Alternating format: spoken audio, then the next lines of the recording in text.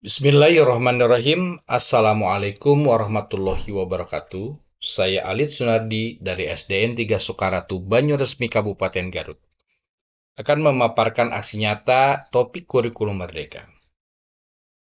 Mengapa kurikulum perlu berubah? Di sini ada beberapa pertanyaan yang harus diketahui, yaitu tentang pengertian kurikulum, komponen kurikulum, peran dan fungsi kurikulum, KOSP, prinsip pengembangan KOSP. Kurikulum satuan pendidikan memuat seluruh rencana proses belajar yang diselenggarakan di satuan pendidikan dan sebagai acuan seluruh penyelenggaraan pembelajaran. Untuk menjadikannya bermakna, kurikulum satuan pendidikan dikembangkan dan dikelola dengan mengacu kepada struktur kurikulum dan standar yang ditetapkan oleh pemerintah dan menyelaraskannya dengan karakteristik dan kebutuhan peserta didik.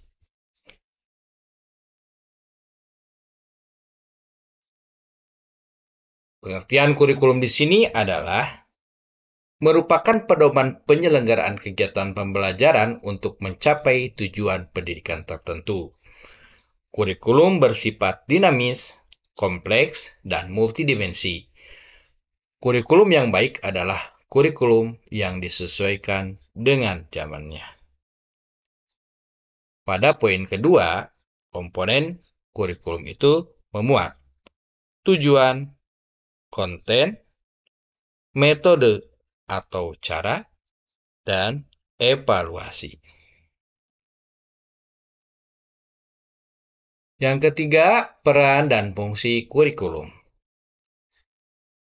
Kurikulum mewariskan nilai dan budaya masyarakat yang relevan dengan masa kini, mengembangkan sesuatu yang dibutuhkan saat ini dan masa depan, serta menilai dan memilih sesuatu yang relevan atau konseptual sebagai kontrol sosial. Sedangkan fungsi kurikulum tersebut sebagai panduan bagi guru dalam proses belajar murid.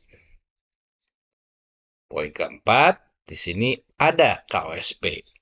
KOSP adalah kurikulum operasional satuan pendidikan, di mana KOSP merupakan dokumen kurikulum yang dibuat oleh satuan pendidikan dengan mengadaptasi dari kurikulum yang dibuat pemerintah.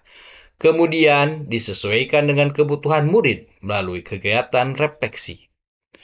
Tolak ukur adaptasi KOSP adalah keanekaragaman latar belakang murid dan kemampuan murid yang bertujuan untuk memastikan bahwa setiap saat murid akan berkembang sesuai dengan zamannya. Dan yang kelima adalah prinsip pengembangan KOSP. Yang pertama adalah berpusat pada murid, yaitu pembelajaran harus memenuhi keberagaman potensi, kebutuhan perkembangan dan tahapan belajar, serta kepentingan peserta didik. Profil pelajar Pancasila selalu menjadi rujukan semua tahapan dalam penyusunan kurikulum operasional di satuan pendidikan. Prinsip yang kedua adalah kontekstual, yaitu menunjukkan kekhasan dan sesuai dengan karakteristik satuan pendidikan, konteks sosial budaya, dan lingkungan. Yang ketiga, esensial, yaitu memuat semua unsur informasi penting atau utama yang dibutuhkan dan digunakan di satuan pendidikan. Prinsip yang keempat akuntabel, yaitu dapat dipertanggungjawabkan karena berbasis data dan aktual. Serta prinsip yang kelima adalah melibatkan berbagai pemangku kepentingan, yaitu melibatkan komite satuan pendidikan dan berbagai pemangku kepentingan antara lain orang tua, organisasi, berbagai sentra, atau unsur dari pemerintahan di bidang agama sesuai dengan kewenangannya. Jadi, mengapa kurikulum harus berubah?